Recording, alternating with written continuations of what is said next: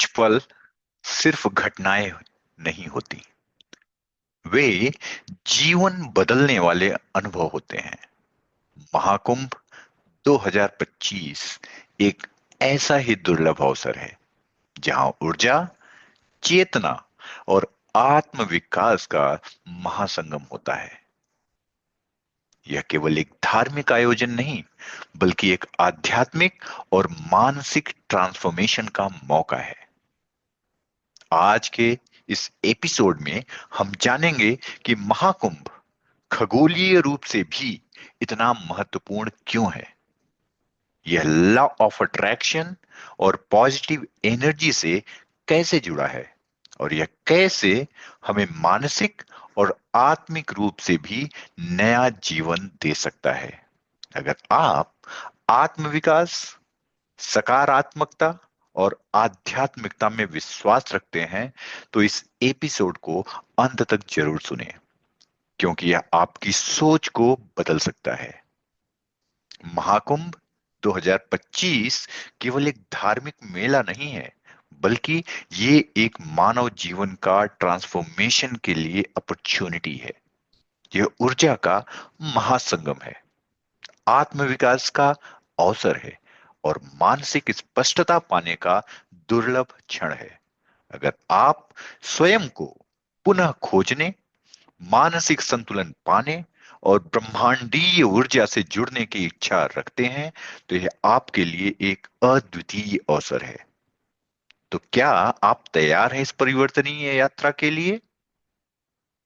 क्योंकि आज के एपिसोड को हम इसी के बारे में डिस्कस करेंगे। तो चलिए इस रोमांचकारी सफर की शुरुआत करते हैं और आपके निर्णय से अपने भविष्य को एक आकार देने की कल्पना कर सकते हैं। महाकुंभ 2025 आत्मविकास, ऊर्जा और चेतना का संगम। कुछ घटनाएं केवल एक बार होती हैं और वे हमारे जीवन को हमेशा के लिए बदल देती हैं। महाकुंभ 2025 एक ऐसी ही घटना है। यह केवल धार्मिक मेला नहीं, बल्कि ऊर्जा, ज्ञान, आत्म साक्षात्कार और परिवर्तन का महासंगम है। लाखों लोग एक साथ एकत्र होते हैं, लेकिन इससे भी अधिक महत्वपूर्ण यह है कि यह घटना ब्रह्मांडीय स्तर पर ऊर्जा का एक संरेखण है, जो हमें मानसिक, आत्मिक और शारीरिक रूप से पुनर्जीवित करता है। अगर आप आत्मविकास, सकारात्मकता, आध्यात्मिकता और लॉ ऑफ अट्रैक्शन, आकर्षण के नियम में विश्वास रखते हैं, तो महाकुंभ आपके लिए केवल एक यात्रा नहीं, बल्कि एक जीवन बदलने वाला अनुभव हो सकता है। यह आयोजन मात्र आस्था या परंपरा तक सीमित नहीं है। यह एक वैज्ञानिक और खगोलीय घटना भी है, जो हजारों वर्षों से विद्वानों, खगोलविदों और विचारकों के ध्यान का केंद्र रही है। तो आइए इस अनोखे अवसर को गहराई से समझें। सबसे पहले महाकुंभ का वास्तविक महत्व समझते हैं। बहुत से लोग महाकुंभ को केवल एक धार्मिक अनुष्ठान मानते हैं, लेकिन ये उससे कहीं भी ज्यादा है। समझते हैं, यह ऊर्जा का एक सबसे बड़ा संगम है, जहां लाखों लोगों की सामूहिक चेतना एक विशेष उद्देश्य के लिए केंद्रित होती है: आत्म साक्षात्कार और आत्म विकास। ये मनोवैज्ञानिक रूप से एक ट्रांसफॉर्मेशनल अनुभव है, क्योंकि जब आप एक उच्च ऊर्जा क्षेत्र में प्रवेश करते हैं, तो आपका मन और चेतना स्वयं को ऊंचे स्तर पर ले जाने लगती है।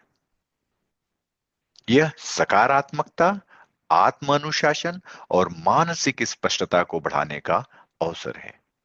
यह एक प्राकृतिक डिटॉक्स की तरह काम करता है, जहां आप अपने भीतर की नकारात्मकता को छोड़कर एक नई ऊर्जा के साथ वापस लौटते हैं।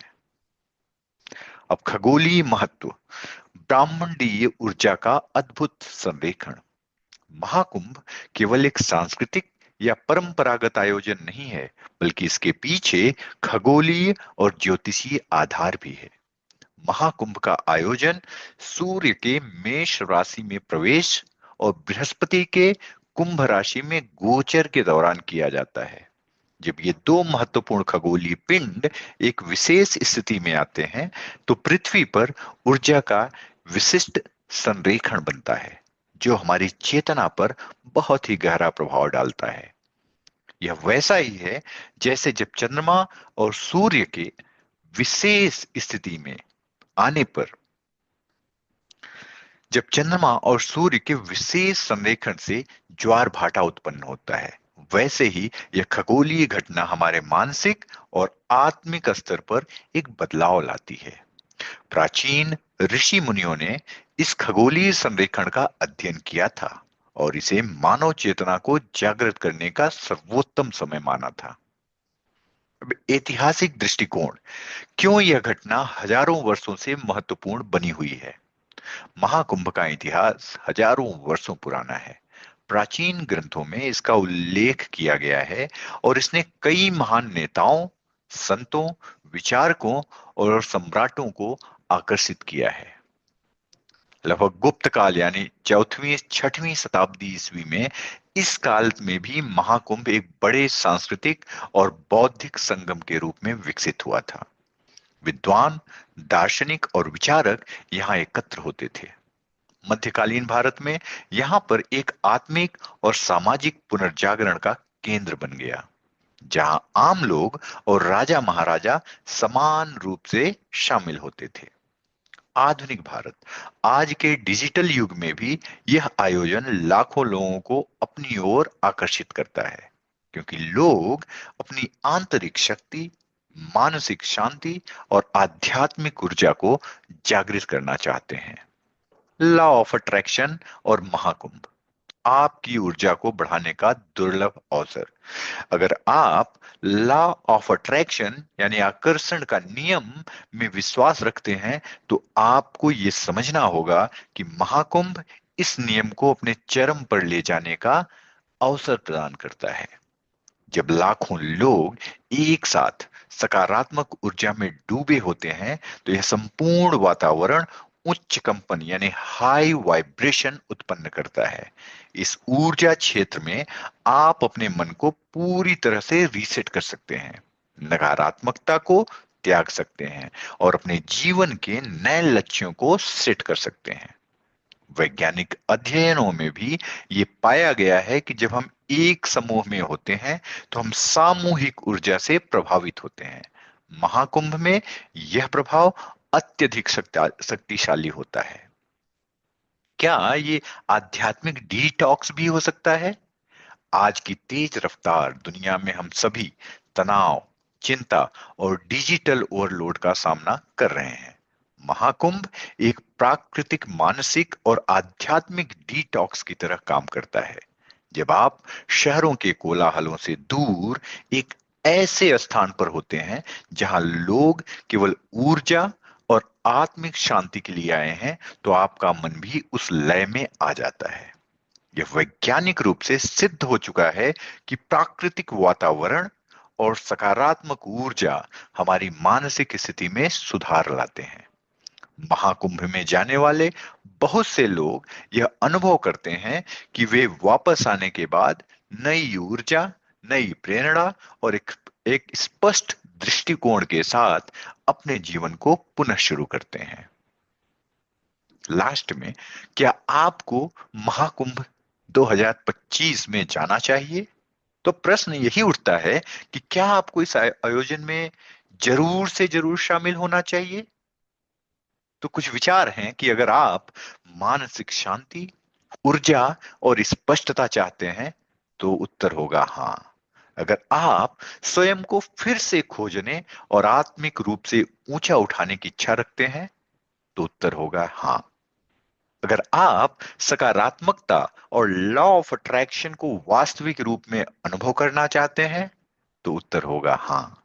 अगर आप इतिहास, संस्कृति और ब्रह्मांडीय ऊर्जा को समझना चाहते हैं तो यस, महाकुंभ 2025 में जाना आपके जीवन का एक सबसे अच्छा निर्णय हो सकता है। चलिए अब देखते हैं कि यह अवसर फिर कब मिलेगा। महाकुंभ का सबसे शक्तिशाली स्वरूप 144 ईयर्स 144 वर्षों में केवल एक बार आता है। इसका मतलब ये है कि अगली बार जब ऐसा अवसर आएगा, तब तक हम में से अधिकतर लोग इस पृथ्वी पर नहीं होंगे। यह जीवन में केवल एक बार मिलने वाला अवसर है, और ऐसे अवसर को गंवाना शायद समझदारी नहीं होगी। अब कुछ फैक्ट समझते हैं गंगा के बारे में। मां गंगा का नाम दिया गया है। गंगा यानी शुद्धि और आध्यात्मिक ऊर्जा का स्रोत। वो फैक्ट है, गंगा को दुनिया की सबसे पवित्र नदियों में से एक माना जाता है। यह 2500 किलोमीटर लंबी है और हिमालय से निकलकर बंगाल की खाड़ी में समाहित होती है। वैज्ञानिक रूप से गंगा के पानी में विशेष बैक्टीरियोफेज पाए जाते हैं, जो इसे प्राकृतिक रूप से शुद्ध बनाए रखते हैं। यमुना के बारे में, यमुना भक्ति और भव्यता की नदी मानी जाती है। यमुना गंगा की सबसे बड़ी सहायक नदी है और इसका पानी कृष्ण भक्तों के लिए विशेष महत्व रखता है। यमुना यमुनोत्री ग्लेशियर से निकलती हैं और लगभग 1376 किलोमीटर की यात्रा तय करती हैं। आगरा और मथुरा जैसे ऐतिहासिक शहरों को संजोए हुए यमुना का जल भारतीय संस्कृति में महत्वपूर्ण भूमिका निभाता है। यमुना नदी उत्तराखंड, हिमाचल प्रदेश, हरियाणा, उत्तर प्रदेश और दिल्ली राज्यों से होकर बहती हैं और ये अंत में प्रयागराज में गंगा नदी में मिल जाती हैं। अब प्रयागराज के बारे में भी थोड़े से फैक्ट आप समझ लीजिए। प्रयागराज एक ऐसा शहर जो 3 पवित्र नदियों का संगम पे स्थित है। यह शहर गंगा, यमुना और अदृश्य सरस्वती के संगम पर स्थित है, जिसे त्रिवेणी संगम भी कहा जाता है। यहाँ हर 12 साल में महाकुंभ मेला और हर 6 साल में अर्धकुंभ आयोजित होता है। प्राचीन काल में इसे इलाहाबाद और उससे पहले प्रयाग के नाम से जाना जाता था, जिसका अर्थ है यज्ञों का स्थान। मुगल सम्राट अकबर ने इस शहर को इलाहाबाद नाम दिया था, लेकिन इसका ऐतिहासिक नाम प्रयागराज पुनः 2018 में बहाल किया गया, माननीय श्री श्रद्धेय महामनी योगी जी, जो कि चीफ मिनिस्टर उत्तर प्रदेश के द्वारा।